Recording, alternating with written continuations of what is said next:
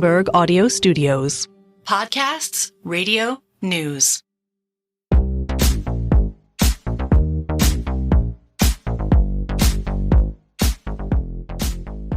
Welcome to Merryn Talks Your Money, the personal finance edition of Merryn Talks Money. And these bonus podcasts, we talk about the best strategies for making the most of your money. I'm Merryn Somerset Webb, and with me today, as ever, senior reporter and Money Distilled author John Stepek. Hi, John. Hi, Merryn. How you doing? I'm very well, thank you. Yeah, you excited watching the Bitcoin price go up? We're not talking about that today, by the way. I just want to see how excited you are. I'm deeply excited if excitement can be reframed as deep regret and envy and simmering rage against all the other people who own it and I don't. Okay. I feel the need to point out that while I am being constantly attacked on Twitter for being a little down on Bitcoin, I do have an insurance holding. So those of you abusing me on Twitter, just so you know, I share in your joy a tiny little bit.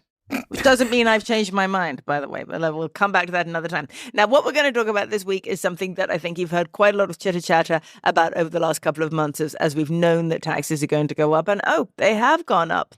And in this context, John, we're going to start with a trick question. Oh. Okay. Listeners, I'd love to know if any of you get this before John does. The answer is not the one you think it is.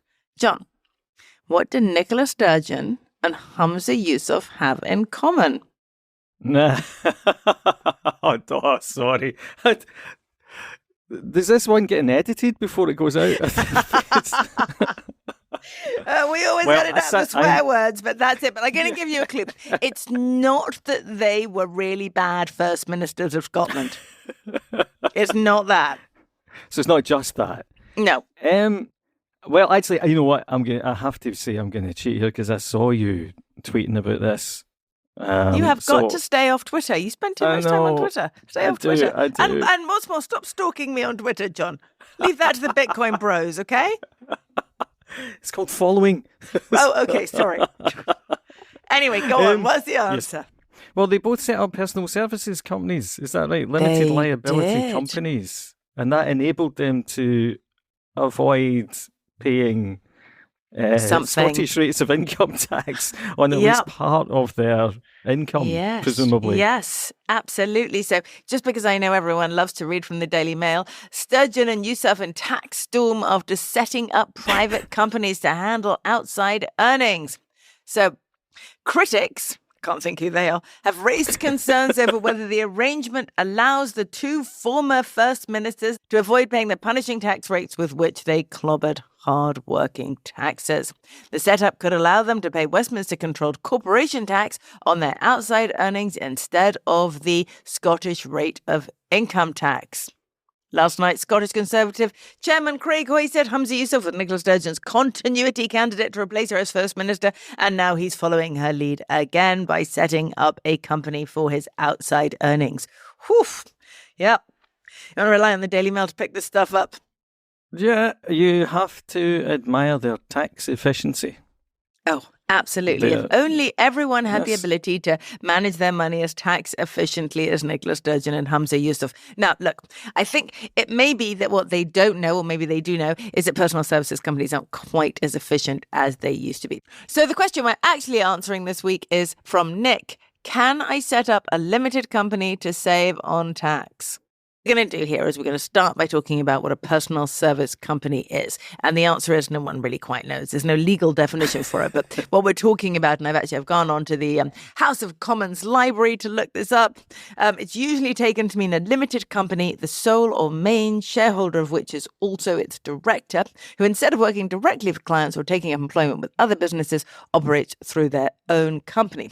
Now, that means that when you get paid, you're paid without income tax or national insurance contributions being deducted. It goes straight into your company as any payment for any service would. Why is that a good thing? There are various tax advantages to it. So first thing, you can set many more expenses against the income inside a company than you can against your personal taxable income. So a lot of people spend a lot of time figuring out how to put as much of their life expenses as possible against their company. And there are grey areas all over that. There's also a cash flow benefit. Your tax is not deducted at source, so you can choose when you take income and when you pay tax. The biggest benefit to that being that you can earn when you are a high earner, pop it in the company and withdraw possibly later on when you're a lower earner and subject to a lower rate of tax. And then, of course, you can pay yourself dividends and they are not subject to national insurance. So there's all sorts of bits and bobs going on here. So just to clarify, because I mean, this is definitely one where I need you to take the lead, but basically, from the outside, it sounds to me like you can smooth your earnings and you can pay a lower rate of tax than if you're a PAYE earner, at least in the first instance. Yes. So, and you can also do things like you have set up a company, you have two shareholders, if you're part of a couple, right? You have two shareholders and then you can both keep your income below a certain level, maybe below £50,000 so you can keep taking child benefit, or below £100,000 so you don't get into the horrible marginal tax rates that you write about all the time, John. If you haven't, by the way, everyone go and look at John's writing on this. It's fascinating and also absolutely terrifying. So the main benefit here, in the first instance, as you say, is that you can smooth. Well, there are two main benefits. You can smooth the income over very long periods, and to take it at the moment that is most tax efficient or most convenient for you. And then, of course, if you are a lower income taxpayer, you can do things like take the first part of your income up to the tax-free allowance, and then take the next bit as a dividend. So that can keep down your overall tax payment. But there are other things to say here, which is that the benefits of having a company like this have really, really fallen over the last little while. So, obviously the dividend allowance has fallen. It used to be that you could take £5,000 in. Back in, I think, 2015-16, you could take £5,000 in dividend before you paid a penny of tax, right? So if you added that to your income tax personal allowance, it was quite a lot that you could pull out without paying anything except for your corporation tax, which, by the way, is also rising. Now, your dividend allowance is down to £500, whereas if it had gone up with inflation from 2016, it would be well over £6,000, £6,600 or £700. So, that's changed. Yeah, one point there, because I didn't fully understand this at the time, but the reason, because I remember whenever that dividend allowance changed, small investors felt that they'd had a right kick in the teeth, because obviously it's dividends from shares, but they were kind of collateral damage because this move was aimed at people who were putting the, bluntly taking, basically this is a loophole territory. It's a loophole because the government has made it ridiculously complicated, but this kind of thing is disguised employment is what we're talking about, and that's why cut the dividend allowance, isn't it? It's not. Yes. It wasn't to target small shareholders in the first place. It was not to target small shareholders, but there's been a lot done over the years to try and deal with the avoidance through personal companies. So we had IR35, which tried to prevent disguised employment. So there was a period when an awful lot of people who were really employees of companies were paid through companies in order to reduce their tax levels. And that obviously was, a fairly major tax avoidance. So IR35 was put in place to prevent that happening. Yeah. And there were also, again, sorry, here you go. No, I was going to say there used to be really, so much you could do with a personal services company, because you could also constantly close it, dissolve it, and get entrepreneur's allowance over and over and over again. So there was a period when people would set up a personal services company, pretty much on an annual or every second year's basis, and then they'd dissolve it, they'd take their entrepreneur's relief, pay 10%. Obviously, they'd already paid corporation tax, but on as little profit as they could possibly manage to make it look like they'd made. And then they'd set up another company doing the same thing, and round and round and round they'd go. And back in the old days, the entrepreneur's allowance was very high, went up to 10 million at one point, and now, of course, it's down to 1 million. So that doesn't work quite as well as it did. And of course, that loophole was closed, and we got to a point where you weren't allowed to set up another company doing the same thing for a certain number of years. So little by little, all the loopholes that have allowed people to really, really do very well out of personal services companies have closed. It's not as attractive as it was. Missed sorry, John. Times. I know you missed another boat there. This is why the IT guys in your office in the 90s were all minted and were driving new cars every year then, because they were paying absolutely no income tax, even though they were working 5 days a week for the same place. Yes. Yes. Okay. Although don't forget that you do pay corporation tax. So let's look at what happens now. So you set up a personal services company now, and don't forget that if you do that, there are costs to having a company. You have to file accounts. If you earn over the VAT allowance, you're going to have to go through all that. You have to pay an accountant. There's admin and cost involved here. But you set it up, and, Nicola Sturgeon and Hamza Yusuf, I'm assuming they're getting some advice here, so there must be some gain to it, right? So there must be some benefit. You set them up, and maybe you have a PAY income somewhere else. Maybe perhaps you're an MSP. I don't know. So you have an income somewhere else that pushes you up into quite a high tax band in Scotland. Your freelance income you put inside the company, and you leave it there until you are no longer receiving a PAY income. Yeah. Then you can start taking out up to the basic allowance, tax-free, assuming you don't have income elsewhere, and then you can take some dividends, etc. So that is an example of how you can smooth your income using a company. So there's that. There's the expenses that we talked about earlier. There's the splitting income between a couple that we talked about earlier. That means you can hang on to your child benefit, and you can prevent yourself getting into the higher level marginal rates. So there's all that. But the main thing still, even now, is probably entrepreneurs relief, or business asset disposal relief, as it's now called. I think it became called that in 2020. So even now, you can still set up your company, hold the money inside it, and close it down, dissolve it, and on dissolution, or just before dissolution, you can have any distributions classed as capital gains, and then you can use your capital gains allowance, even though that's now also tiny, and then your entrepreneur's relief. The bad news, for what it's worth, is that too is going up. So to 14%, and then eventually to 18%. So if you're going to be paying corporation tax at 19% or 25%, and then you're going to be paying, say, 18% on your entrepreneur's relief, the benefits do begin to look not really as good as they were. It's getting a bit marginal.